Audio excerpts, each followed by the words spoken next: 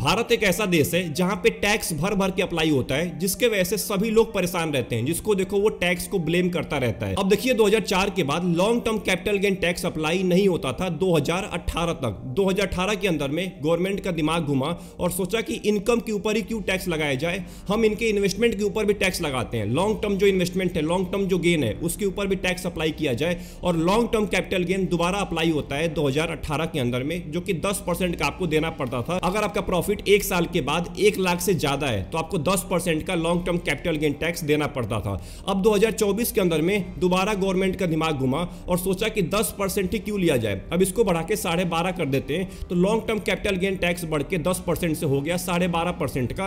अब अगर आपका प्रॉफिट 1.25 लाख से ज्यादा है तो आपको 12.5% का फ्लैट टैक्स देना पड़ेगा, जिसका नाम होता है लॉन्ग टर्म कैपिटल गेन। अब ये तो हमने बात कर लिया इन्वेस्टमेंट वाले टैक्स के बारे में। अब बात करते हैं हमारे मेन टैक्स के बारे में, जिसको लेके सभी लोग परेशान रहते हैं, जिसको सभी लोग ब्लेम कर रहे होते हैं, जिसका नाम है इनकम टैक्स। अभी जो बजट खत्म हुआ है फरवरी के अंदर में, इसके अंदर हमारे फाइनेंस मिनिस्टर ने लगभग 12 लाख तक टैक्स फ्री कर दिया है। मतलब 12 लाख के ऊपर कोई भी आपको टैक्स नहीं देना पड़ेगा। 12 लाख से ज्यादा इनकम है, वो भी अगर आप सैलरीड इंडिविजुअल है तो आपको 12,75,000 तक कोई भी टैक्स नहीं देना पड़ेगा ड्यू टू स्टैंडर्ड डिडक्शन। अब देखिए ये तो बात हो गई हमारे नए टैक्स रिजीम की, जो कि अप्लाई होने वाला है 1 अप्रैल 2026 से। मतलब ये अगले फाइनेंशियल ईयर से अप्लाई होगा, इस फाइनेंशियल ईयर में अप्लाई तो नहीं होने वाला है। इस फाइनेंशियल ईयर में वही जो ओल्ड टैक्स रिजीम है वही अप्लाई होगा।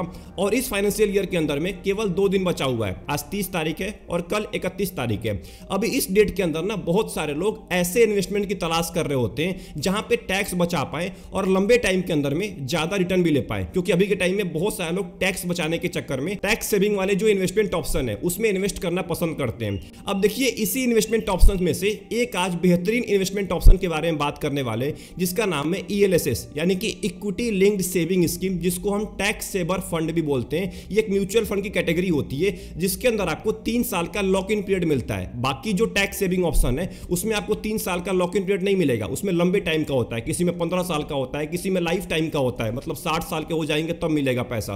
बट इसमें 3 साल का ही लॉक इन पीरियड होता है, जिसके वजह से लोग मैक्सिमम ELSS फंड के अंदर पैसा इन्वेस्ट करने के बारे में सोचते हैं। अब देखिए ELSS फंड के एडवांटेज क्या होते हैं, इसके बारे में थोड़ा सा बात कर लेते हैं। सबसे पहला और सबसे बड़ा एडवांटेज है टैक्स बेनिफिट का। इसी रीजन की वजह से मैक्सिमम लोग टैक्स सेवर फंड यानी कि ELSS फंड के अंदर पैसा इन्वेस्ट करते हैं। अगर बात करें ELSS फंड की तो यहां पे income tax act 1961 section 80C के तहत लगभग 1.5 लाख तक आप डिडक्शन क्लेम कर सकते हैं, जो कि मोस्ट इंपॉर्टेंट होता है उनके लिए जो टैक्स बचाना चाहते हैं। और स्पेशली मैक्सिमम लोग इसी टाइम के अंदर पैसा इन्वेस्ट करते हैं जब फाइनेंशियल ईयर का आखिरी टाइम चल रहा होता है, आखिरी महीना चल रहा होता है, और आखिरी महीने में भी आखिरी दिन चल रहे होते हैं ना, यानी कि मार्च के कुछ आखिरी दिन के अंदर में मैक्सिमम लोग ELSS फंड के अंदर पैसा इन्वेस्ट करते हैं। दूसरा एडवांटेज है हायर रिटर्न। अब देखिए अगर आप ELSS म्यूचुअल फंड के अंदर पैसा इन्वेस्ट करते हैं तो यहां पे आप टैक्स तो बचाते ही बचाते हैं, उसके साथ साथ आपको लंबे टाइम के अंदर में ज्यादा रिटर्न मिलता है, क्योंकि यहां पे आपके पैसे को इक्विटी में इन्वेस्ट किया जाएगा, लार्ज कैप कंपनी में, मिड कैप कंपनी में, स्मॉल कैप कंपनी में। इसका फायदा होता है कि लंबे टाइम में आप आसानी से 16% का 17% का रिटर्न आसानी से यहां से जनरेट कर सकते हैं, जो कि फ्लेक्सी कैप के मुकाबले ज्यादा रिटर्न मिलता है ELSS म्यूचुअल फंड के अंदर।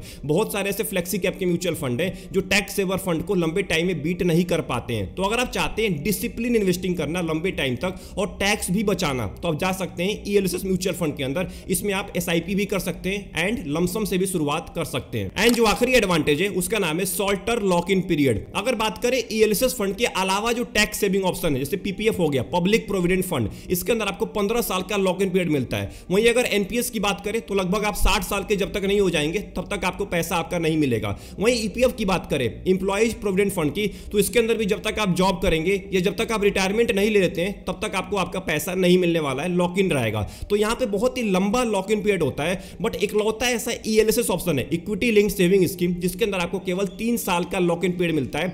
अब 3 साल का लॉक इन पीरियड आपके लिए एडवांटेज भी हो सकता है और डिसएडवांटेज भी हो सकता है। अब इसका एडवांटेज क्या होता है कि आप 3 साल तक पैसा नहीं निकाल पाएंगे। अगर आप निकालने की भी कोशिश करेंगे तो आप नहीं निकाल पाएंगे। आप एक डिसिप्लिन इन्वेस्टिंग करते रहेंगे कम से कम 3 साल तक, 3 साल के बाद ही पैसा निकालेंगे। अगर आपका प्रॉफिट 1.25 लाख से ज्यादा होगा तो आपको 12.5% का long term capital gain tax देना पड़ेगा। वहीं इसका डिसएडवांटेज क्या होता है कि एक बार आपने पैसा इन्वेस्ट कर दिया और अगर आपको इमरजेंसी पड़ गई तो आप पैसा नहीं निकाल पाएंगे, तो ये डिसएडवांटेज होता है। बट आप उसी पैसे को यहां पे इन्वेस्ट करिएगा जो कम से कम 3 साल तक उस पैसे का कोई भी काम ना हो, क्योंकि यहां पे 3 साल तक आपका पैसा लॉक हो जाएगा। अब ये तो हमने बात कर लिया कि आखिर में इक्विटी लिंक्ड सेविंग स्कीम होता क्या है, इसके एडवांटेज के बारे में हमने बात कर लिया है, ये क्यों बाकी टैक्स सेविंग ऑप्शन से अलग है इसके बारे में भी हमने बात कर लिया है। अब बात करने वाले हैं मोस्ट इंपॉर्टेंट मुद्दे के बारे में कि आखिर में कौन से ईएलएसएस म्यूचुअल फंड है जिसके अंदर आपको अभी के टाइम यानी कि फाइनेंशियल ईयर 2025 के एंड में पैसा इन्वेस्ट करने के बारे में सोचना चाहिए, क्योंकि अभी केवल 2 दिन बचा हुआ है, इस फाइनेंशियल ईयर में केवल 2 दिन बचा हुआ है।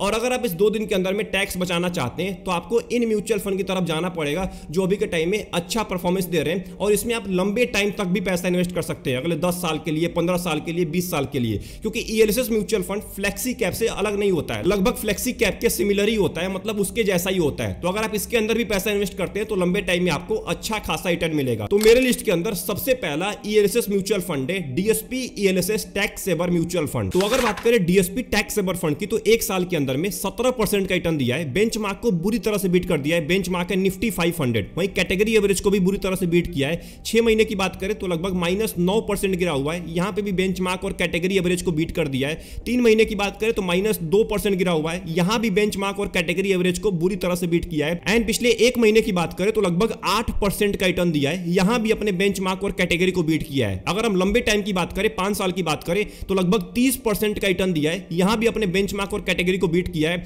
एंड अगर और लंबे टाइम की बात करें यानी कि लगभग पिछले 12 साल की बात करें तो लगभग 18% का आपको रिटर्न दिया है 12 साल के अंदर में, वहीं कैटेगरी ने केवल आपको 15% का ही रिटर्न दिया है। डीएसपी टैक्स सेवर फंड के लमसम रिटर्न के बारे में बात करें तो आप केवल 10,000 रुपए लमसम किए होते 2013 के अंदर में, यानी कि आज से 12 साल पहले, तो 76,000 रुपए से भी ज्यादा हो जाता उस 10,000 की वैल्यू, लगभग आपको 18% का एनुअल रिटर्न मिला है लमसम के अंदर में। एंड अगर 10 साल की बात करें तो लगभग यहां पे 16.5% का आपको एनुअल रिटर्न दिया है, अपने कैटेगरी के अंदर में 3 नंबर पे रैंक कर रहा है। वहीं पे अगर बात करें पिछले 3 महीने की, 6 महीने की, तो कैटेगरी एवरेज के मुकाबले सबसे कम नीचे गिरा हुआ है। वहीं पे अगर बात करें एसआईपी रिटर्न की तो आप केवल 1,000 रुपए के एसआईपी स्टार्ट किए होते आज से 10 साल पहले, तो इसकी वैल्यू 3 लाख रुपए से भी ज्यादा हो जाती, लगभग आपको 18.5% का एसआईपी के अंदर भी एनुअल रिटर्न दिया है DSP ELSS tax saver fund. And वहीं पे डीएसपी टैक्स सेवर फंड के पोर्टफोलियो के बारे में बात करें तो पोर्टफोलियो टर्नओवर रेशियो केवल 35% का है, वहीं कैटेगरी एवरेज का 131% का है। इसका मतलब कैटेगरी एवरेज के मुकाबले इसके पोर्टफोलियो के अंदर में कम फेरबदल होता है। इक्विटी की बात करें 95% पैसे को इक्विटी में डाला जाएगा, जिसमें से नंबर ऑफ स्टॉक्स 64 होने वाले, लार्ज कैप की कंपनी ज्यादा है, लगभग 53% है, मिड कैप की लगभग 16% एंड स्मॉल कैप की लगभग 5% कंपनी होने वाली है। एंड आखिरी में अगर डीएसपी टैक्स सेवर फंड के रिस्क रेशियो के बारे में बात करें तो स्टैंडर्ड डेविएशन बहुत ही कम है कैटेगरी एवरेज के मुकाबले, इसका मतलब कैटेगरी एवरेज के मुकाबले ये कम वोलेटाइल होने वाला है, बट बीटा कैटेगरी एवरेज के मुकाबले ज्यादा है, इसका मतलब कैटेगरी एवरेज के मुकाबले ये ज्यादा नीचे गिर सकता है, बट मार्केट कंपेयर में ये कम नीचे गिरने वाला है। शार्प रेशियो की बात करें कैटेगरी एवरेज से ज्यादा है, 0.7 का है, इसका मतलब आपको रिस्क एडजस्टेड रिटर्न बहुत ही अच्छा मिल सकता है। तो अगर आप चाहते हैं कैसे टैक्स सेवर फंड के अंदर पैसा इन्वेस्ट करना जिसमें आप टैक्स तो बचा ही पाए बट उसके साथ साथ आपको लंबे टाइम के अंदर में लगभग 16 से लेकर 17% का रिटर्न मिले एंड बेंचमार्क और कैटेगरी को बहुत बुरी तरह से बीट करे आपका म्यूचुअल फंड, तो आप जा सकते हैं DSP ELSS tax saver fund में। ये म्यूचुअल फंड लंबे टाइम के लिए बहुत ही बेहतरीन म्यूचुअल फंड है एंड शॉर्ट टर्म के अंदर में ऑब्वियस सी बात है आप टैक्स भी बचा पाएंगे, तो अभी के टाइम में इन्वेस्ट करने के लिए बेस्ट म्यूचुअल फंड में से एक म्यूचुअल फंड हो सकता है।